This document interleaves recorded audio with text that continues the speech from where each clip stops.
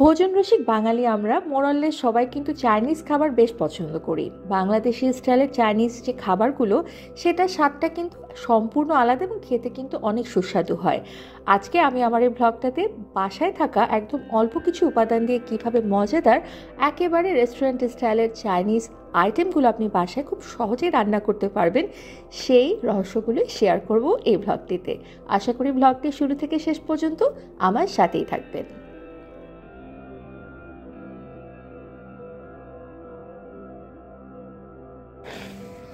আসসালামু আলাইকুম and welcome to উম্মাস kitchen. একটা নতুন ব্লগে আমি উম্মা মুস্তফা আপনাদের সকলকে স্বাগত জানাচ্ছি। আজকে হিমহিম ঠান্ডা শীতের সকালবেলায় মনে হলো লাঞ্চ আইটেমে চাইনিজ খাবার রান্না করব। যেমন কথা তেমন কাজ। আজকে মূলত আমি চাইনিজের 4টা আইটেম রান্না করব 2 ঘন্টারও কম সময়। কিভাবে কি করব সেটা দেখতে এবং জানতে কিন্তু ব্লগের শেষ পর্যন্ত আমার সাথেই থাকতে হবে। মূলত আজকে যে 4টা আইটেম রান্না করব সেগুলো হচ্ছে chilli chicken, fried chicken, Mongolian chicken এবং সবশেষে রান্না করছি আমি এগ ফ্রাইড রাইস। মোট কথা চিকেনটা এখানে বেশি প্রায়োরিটি পাচ্ছে, কারণ বাসায় বাচ্চাদের জন্য আসলে এটা রান্না করা হচ্ছে। আর কোথাও না কোথাও গিয়ে চাইনিজ খাবার আমার নিজেরও খুব পছন্দ। তো যেহেতু আমি চাইনিজ খাবার রান্না করছি সেজন্য চিকেনটা কিন্তু এখানে সবচাইতে কোর ইম্পর্টেন্ট একটা ইনগ্রেডিয়েন্টস। আমি এখানে ব্রয়লার চিকেনের ব্রেস্ট পিস দিয়ে নিয়েছি প্রায় 1 কেজি সমপরিমাণে, এবং এগুলো আমি বেঙ্গল মিট থেকে কিনে নিয়েছি। আপনার যদি মনে হয় আপনি ব্রেস্ট পিস ইউজ না করে থাই পিস কিংবা হোল চিকেনটাকে ছোট ছোট পিস করে কেটে নিতে পারেন। আমি রান্নার সুবিধার জন্য এবং বাচ্চাদের কথা চিন্তা করে মূলত এই বোনলেস ব্রেস্ট পার্টগুলোকেই সিলেক্ট করেছি আমার আজকের এই রেসিপির জন্য। শুরুতে আমি চিকেনগুলোকে সুন্দর মতন করে কাট কেটে নিচ্ছি। কিছু চিকেনকে আমি কেটে নিচ্ছি ফ্রাইড চিকেনের জন্য, কিছু চিকেনকে আমি কেটে নিচ্ছি আমাদের চিলি চিকেনের জন্য। আর মঙ্গোলিয়ান চিকেনের জন্য আমি মূলত একেবারে চিকন চিকন জুলিয়ান কাট করে চিকেনগুলোকে কেটে নিচ্ছি। আপনি চাইলে আপনি আপনার পছন্দ মতন কাট করে কেটে নিতে পারেন, তবে আমার মনে হয়েছে যেটা আসলে অথেন্টিক রেসিপিতে যেভাবে করে জিনিসগুলো আসলে কাটা হয়ে থাকে আমি সেই প্রসেসটা আপনাদের সাথে শেয়ার করি। বাকিটা ফিউশন আপনি আপনার পছন্দ মতন করে তো নিতেই পারবেন। শুরুতেই চিকেনগুলো তো কাটা শেষ হয়ে গিয়েছে, এখন এগুলোকে এক এক করে ম্যারিনেশন করার পালা। যেহেতু আমাদের হাতে সময় কম তাই আমি 10 থেকে 30 মিনিটের বেশি কিন্তু ম্যারিনেশন করব না এই চিকেনগুলোকে। আপনার হাতে যদি যথেষ্ট পরিমাণে সময় থাকে তাহলে আমি সাজেস্ট করব 1 থেকে 2 ঘন্টা ম্যারিনেশন ফ্রিজে করে রেখে দিলে আউটকামটা এবং খেতেও কিন্তু স্বাদটা অনেক ভালো হবে।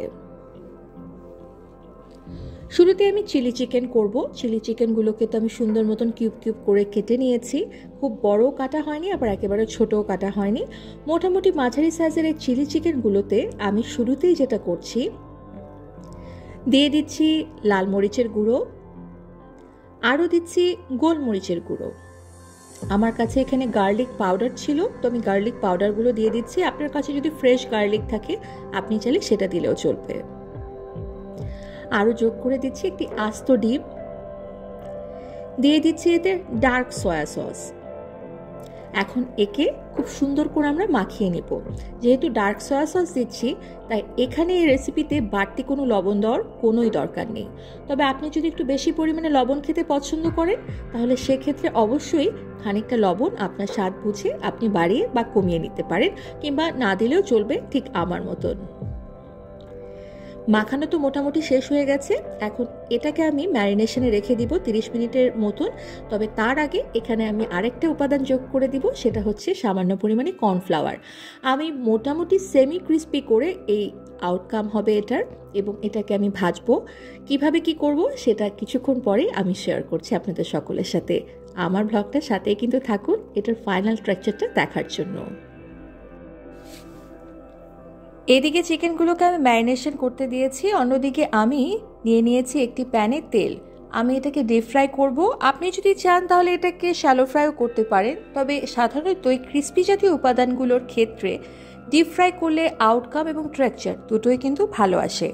তো তেল গরম হতে হতে আমাদের চিকেনগুলোও কিন্তু সুন্দর মতন অল্প সময় হলেও ম্যারিনেট হওয়ার একটা সুযোগ পাচ্ছে। মোটামুটি আমার তেল গরম হয়ে গিয়েছে এবং এই অবস্থাতে আমি চিকেনগুলোকে একটা একটা করে সুন্দর মতন এই প্যানে ছেড়ে দিচ্ছি। এক্ষেত্রে আমার যে টেম্পারেচার তেলের এটা মিডিয়াম থাকবে এবং ধীরে ধীরে এটা যখন হাই হবে তখন সেই সময়ে আমরা কিন্তু আমাদের যে হিটের পরিমাণটা সেটাকে খানিকটা একটু কমিয়ে দিব, কেননা বেশি হিটে যদি আমরা এখন এটাকে ফ্রাই করি তাহলে দেখা যাবে কালার খুব দ্রুত বাইরে চলে এসেছে, কিন্তু ভেতরে যে চিকেনের অংশগুলো সেটা খানিকটা কাঁচা থেকেই যেতে পারে। আর বেশি হাই হিটে কিন্তু ভাজলে ওভারঅল যে ফুড ভ্যালু সেটাও কিন্তু নষ্ট হয়ে যেতে পারে। যাই হোক, সুন্দর মতন করে আমরা এই চিকেনগুলোকে মুচমুচে করে হালকা করে ভেজে নিচ্ছি।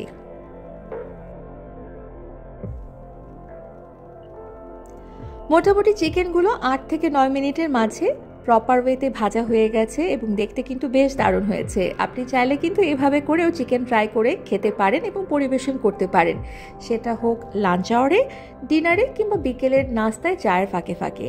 তো যাই হোক, আমরা কিন্তু আমাদের প্রাইমারি যে কাজটা সেটা করে ফেলেছি চিলি চিকেনের। এখন চলে যাচ্ছি সেকেন্ডারি ধাপের কাজগুলো।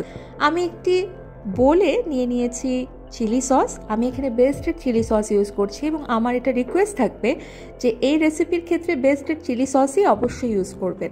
অন্য কোনো চিলি সসে কিন্তু খুব একটা বেশি ভালো আউটকাম আসতে নাও পারে। এরপর আমি এতে যোগ করে দিচ্ছি আরও ডার্ক সয়া সস, দিয়ে দিচ্ছি চিলি পাউডার এবং তারপর একে সুন্দর মতো করে মিক্স আপ করে নিচ্ছি। মূলত এটাই হচ্ছে আমার চিলি চিকেনের মূল কারির মশলা। এখন আবারও নিয়ে নিয়েছি একটি প্যান এবং সেই প্যানে আমি দিয়ে দিচ্ছি মাখন। আপনি চাইলে মাখনের পরিবর্তে এখানে কিন্তু তেলও ব্যবহার করতে পারেন, তবে মাখন দিয়ে করলে টেক্সচারটা এবং ফ্রেগমেন্টটা খুব ভালো আসে। মাখন গলে যাওয়ার পরে আমি এতে দিয়ে দিচ্ছি রসুন কুচি এবং খানিকটা রসুন যখন কাঁচা ভাব থেকে একটু বেশি লাল হওয়া শুরু করবে ঠিক তখনই আমরা যে বেস্টেড চিলি সস, সয়া সস এবং চিলি পাউডারের সংমিশ্রণটা রেখেছিলাম সেটাকে এখানে দিয়ে দিব। হালকা নাড়াচাড়া করে নিব এবং এই সময় কিন্তু চুলার হিটটা মাঝারি থাকবে। যদিও চাইনিজ খাবারে বলা হয়ে থাকে হাই হিটে রান্না করতে হয়, তবে আসলে বাসা বাড়িতে এটা করা মাঝে মাঝে ডিফিকাল্ট হয় দেখেই আমি মাঝারি হিটে আমার প্রত্যেকটা রান্নার কাজ কিন্তু সেরে নিচ্ছি। এখন আমি এতে যোগ করে দিচ্ছি পরিমাণ মতন পানি। পুরো সমগ্র রেসিপিটা আমি কিন্তু ডেসক্রিপশন বক্সে দিয়ে রেখেছি। আপনি যখন এটা ট্রাই করবেন অবশ্যই ডেসক্রিপশন বক্সে ফুল রেসিপি চেক করতে ভুলবেন না। এখন এতে আমি যোগ করে দিচ্ছি আমাদের চিকেনগুলোকে, খানিকটা নাড়াচাড়া করব এবং প্রায় 3 মিনিটের মতন চিকেনটাকে এই কারিতে সেদ্ধ হতে দিব। মোটামুটি সেদ্ধ হয়ে যাওয়ার পরে এতে আমি দিয়ে দিচ্ছি কাঁচামরিচ ফালি করে বা কাঁচামরিচ আস্ত অবস্থায়। এখন এতে আমি যোগ করে দিব একদম শেষে কর্নফ্লাওয়ার। আমি এখানে কর্নফ্লাওয়ার নিয়ে নিচ্ছি এবং অল্প পরিমাণে পানি দিয়ে এটাকে গুলিয়ে নিচ্ছি। সাধারণত চাইনিজ খাবারের একদম ফিনিশিং টাচে ওরা কর্নফ্লাওয়ার ইউজ করে এবং এর ফলে একটা থিকনেস চলে আসে যেটা খেতেও ভালো লাগে, দেখতেও কিন্তু বেশ লাগে। আমি কর্নফ্লাওয়ারটাকে এখন এখানে সুন্দর করে দিয়ে দিলাম এবং এটাকে নাড়াচাড়া করতে করতেই আমাদের কিন্তু চিলি চিকেন একেবারে রেডি। খুব প্রপার একদম পারফেক্ট একটা টেক্সচার চলে এসেছে এবং কারির যে থিকনেসটা আমি ঠিক এরকমটাই চাচ্ছিলাম। আপনি যদি আরেকটু বেশি ঘন চান তাহলে চুলোতে আপনি আরও কিছুক্ষণ রেখে দিতে পারেন, তবে এটা কিন্তু নর্মাল ঠান্ডা হলে আরও বেশি ঘন হয়ে যাবে। তাই আমি এই অবস্থাতে এখন নামিয়ে নিচ্ছি এবং একটি পরিবেশন পাত্রে খুব সুন্দর মতন আমাদের এই চিলি চিকেনকে পরিবেশন করছি। কি চিলি চিকেন বানানো খুব সহজ, তাই না? আই এম শিওর এটা আপনারা বাসায় অবশ্যই ট্রাই করবেন। চিলি চিকেন তো হয়ে গেল এবং চিলি চিকেনের পরে এখন আমি তৈরি করব মঙ্গোলিয়ান যে চিকেন আছে সে মঙ্গোলিয়ান চিকেন।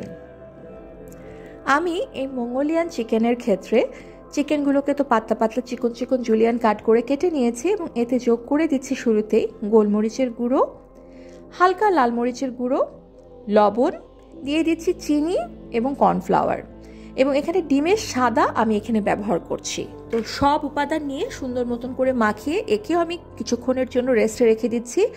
মূলত এখানে চিনি ব্যবহার করার কারণ হচ্ছে আমরা কিন্তু আজকের যে চাইনিজ রেসিপিগুলো করছি কোথাও এখানে টেস্টিং সল্ট দিচ্ছি না। আপনি যদি টেস্টিং সল্ট না ইউজ করে রেস্টুরেন্টের মতো ফ্লেভার আনতে চান তাহলে সেক্ষেত্রে আপনার সাবস্টিটিউট হবে টেস্টিং সল্টের চিনি। এটাও কিন্তু একটা ছোট্ট টিপস আপনাদের সকলের জন্য। যাই হোক, একে এখন কিছুক্ষণ রেস্টে রেখে দিচ্ছি। রেস্ট শেষে আমরা আমাদের যে তেল ছিল সেই তেলে আবারও এক এক করে খুব সাবধানতার সাথে এবং খুব সময় নিয়ে আমাদের প্রতিটা চিকেনের পার্টগুলোকে এই তেলে ডিপ ফ্রাই করে নিচ্ছি। যেহেতু এই চিকেনগুলো একেবারে জুলিয়ান কাট করে কাটা এবং চিকেন কিন্তু ব্রয়লার। সো ওভারঅল এটা হতে ম্যাক্সিমাম আমাদের 3 থেকে 4 মিনিট লাগবে, এর থেকে বেশি নয়। সো আমরা অপেক্ষা করছি খুব সুন্দর ক্রিস্পি করে এটা ভেজে ফাইনাল আউটকামটা আসার জন্য। মোটামুটি আমাদের ফাইনাল আউটকামটা চলে এসেছে। এখন এই চিকেনগুলোকে আমি উঠিয়ে নিচ্ছি আমাদের অন্য একটি পাত্রে। এখন আমি চিকেনগুলোকে সেকেন্ডারি লেভেলে রেডি করব। মঙ্গোলিয়ান আমাদের এই চিকেনের জন্য আমি আবারও একটা প্যান নিয়ে নিচ্ছি এবং এখানে দিয়ে দিচ্ছি মাখন।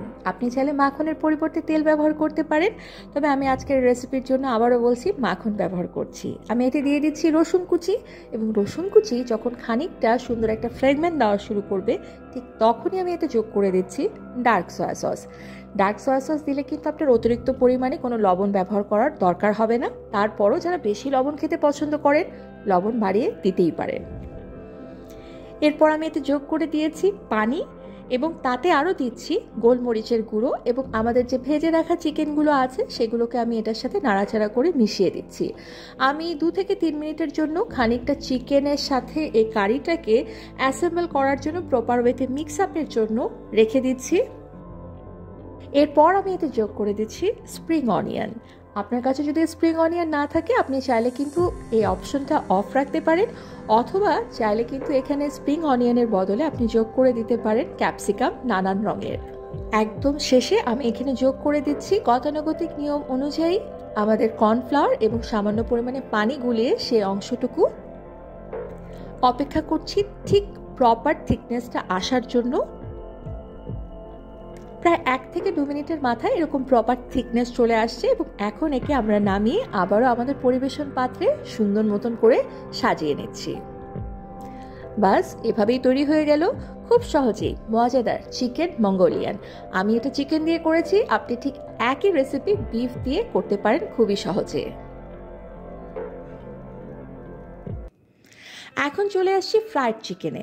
ফ্রাইড চিকেনে শুরুতে যেটা বলেছিলাম, আমার বাচ্চারা কিন্তু স্ট্রিপস কাটের চিকেন ফ্রাই খুব পছন্দ করে, তাই সেজন্য আমি স্ট্রিপ কাট করে নিয়েছি, এবং এক্ষেত্রে এই চিকেনগুলোকে এখন কিছুক্ষণের জন্য আমরা ম্যারিনেশন করব। আমি এখানে চিকেনের সাথে যোগ করে দিচ্ছি ডিমের একটি কুসুম, এবং তারপরে এতে আরও যোগ করে দিচ্ছি ডার্ক সয়া সস, দিচ্ছি লাল মরিচের গুঁড়ো, আরও দিচ্ছি কর্নফ্লাওয়ার। এই সবগুলো উপাদান দেওয়ার পর আমি এগুলোকে প্রায় 30 মিনিটের মতন ফ্রিজের চিলারে চিল হতে দিচ্ছি। যেহেতু হাতে সময় কম সেজন্য আমি খুব তাড়াহুড়ো করে কিন্তু এটা রেডি করে নিব, তবে আপনার হাতে যদি সময় অনেক থাকে তবে এটাকে প্রপার রেস্ট দিলে বেশি ভালো আউটকাম আপনারা পাবেন। ওইদিকে চিকেন ফ্রাইগুলো সুন্দর মতন রেস্টে আছে, আর এদিকে আমি চিকেন ফ্রাইগুলোকে কোট করার জন্য একটি উপাদান রেডি করে নিচ্ছি, একটা পাউডার জাতীয় উপাদান। এখানে আমি নিয়ে নিয়েছি ময়দা, আরও নিয়ে নিয়েছি লাল মরিচের গুঁড়ো, দিয়ে দিচ্ছি সামান্য পরিমাণে লবণ, এবং এটা দিয়ে মূলত আমরা আমাদের যে চিকেনগুলো আছে সেগুলোকে আমরা কোট করব। এখানে লাল মরিচের গুঁড়ো দেওয়ার কারণটা হচ্ছে আজকাল কিন্তু সবাই আমরা কম বেশি একটু ঝাল ঝাল খেতে পছন্দ করি, তবে ঝাল যারা কম খেতে পছন্দ করেন তারা সেক্ষেত্রে এই লাল মরিচের গুঁড়োর অপশনটা কিন্তু একেবারে অফ করে দিবেন। মোটামুটি এই পাউডার উপাদান কিন্তু একেবারেই রেডি। এখন আমাদের ম্যারিনেট করে রাখা যে চিকেন ফ্রাইগুলো আছে বা চিকেনগুলো আছে সেগুলোকে আমরা সুন্দর মতন করে বেশ ভালোভাবে সময় নিয়ে কোট করে নিব। মাথায় রাখবেন কোট যেন সমগ্র চিকেনে সুন্দর মতন করে এই পাউডার জাতীয় উপাদানগুলো আছে সেটা কোট হয়ে থাকে। আমাদের কিন্তু চিকেন ফ্রাইগুলো কোট করা শেষ। এখন একে আমরা গরম তেলে এক এক করে ভাজতে দিয়ে দিব। আমি এখানে রেস্টে রাখার খুব একটা সময় পাইনি দেখে আমি এখানে সাথে সাথে দিয়ে দিয়েছি। আপনি যদি 10 মিনিট এটাকে রেস্টে রাখতেন তাহলে তেলটা এইভাবে করে কিন্তু নষ্ট হতো না, মানে তেলের ভেতরে কিন্তু গুঁড়ো যে উপাদানগুলো সেগুলো কিন্তু পড়ে গিয়েছে। তো এটাকে পরবর্তীতে আমি সাধারণত তেলটাকে ছেঁকে নিব, তাহলে এটাকে রিউজ করা যাবে। আদারওয়াইজ যদি এটা রেস্টে আরও কিছুক্ষণ রাখা হতো তাহলে কিন্তু তেলটা এইভাবে করে নষ্ট হতো না। যাই হোক, এখন মাঝারি আছে আমি এই চিকেন ফ্রাইগুলোকে প্রায় 8 থেকে 10 মিনিটের মতন ভাজবো। এর মাঝে যেহেতু ব্রয়লার চিকেন আর যেহেতু বোনলেস, এটা খুব দ্রুতই হয়ে যাবে। চেষ্টা করবেন চিকেনগুলোকে এখানে তেলে দেওয়ার পর কিছুটা সময় অপেক্ষা করতে এবং হুটহাট করে না উল্টাতে। চিকেনগুলোকে যদি আপনি হুটহাট করে উল্টে ফেলেন তাহলে গায়ে যে ফ্লাওয়ারের কোট আছে সেই কোটগুলো কিন্তু খুব সহজেই ঝরে যাবে, আর চিকেন ফ্রাইটা একেবারে রেস্টুরেন্টের মতন ক্রিস্পি এবং লুকটাও সেরকম আসবে না। মোটামুটি 8 থেকে 9 মিনিটের মাথায় আমার চিকেন ফ্রাইগুলো কিন্তু একেবারে রেডি হয়ে গেছে। এগুলোকে আমি এক এক করে তুলে নিচ্ছি। বাস এভাবে খুব সহজেই আমাদের চিকেন ফ্রাই একেবারে রেডি হয়ে গিয়েছে। এবং এখন আমাদের লাস্ট ডিশ যেটা হচ্ছে এগ ফ্রাইড রাইস, সেটা কিভাবে বানাচ্ছি চলুন দেখে নেই। শুরুতে আমি নিয়ে নিয়েছি একটি প্যান এবং সেখানে আমি দিয়ে দিচ্ছি সামান্য পরিমাণে তেল। এখানে আমি সয়াবিন তেল ব্যবহার করছি, আপনি চাইলে অলিভ অয়েল দিয়েও কিন্তু এই কাজটুকু সারতে পারেন, কিংবা মাখন দিয়েও কিন্তু এটা করতে পারেন। এই তেলে আমরা দুটো ডিমকে ভেজে নিচ্ছি, কিছুটা ক্র্যাম্বল স্টাইলে করে নিচ্ছি, এবং এখানে কিন্তু আমরা কোনোভাবেই কোনো লবণ কিংবা গোলমরিচের গুঁড়ো কিছু এই ডিমে দেইনি, একেবারে র অবস্থাতে সুন্দর করে আমি এটাকে ভেজে নিচ্ছি। ক্র্যাম্বল শেষ হওয়ার পরে আমি এই প্যানে আবারও অল্প একটু তেল নিয়ে নিচ্ছি এবং এখানে শুরুতে দিয়ে দিচ্ছি আবারও রসুন কুচি। রসুন যখন খানিকটা সুন্দর ফ্রেগরেন্স দিতে শুরু করবে তখন এতে আমরা যোগ করে দিচ্ছি আমাদের মিহি করে কুচি করে রাখা গাজর এবং ক্যাপসিকাম। এই দুটো উপাদানই আমি আজকে ব্যবহার করছি। আপনি চাইলে আপনার পছন্দ মতন আরও কিছু, যেমন ধরেন বিনস ইউজ করতে পারেন বা যেটাকে বলে বরবটি, সেটাও চাইলে দিতে পারেন। তবে আমার মনে হয়েছে এই দুটো উপাদানই যথেষ্ট একটা চিকেন ফ্রাইড রাইস বা এগ ফ্রাইড রাইস বা ফ্রাইড রাইসের টেক্সচারটাকে সম্পূর্ণরূপে একটা সৌন্দর্য দিতে।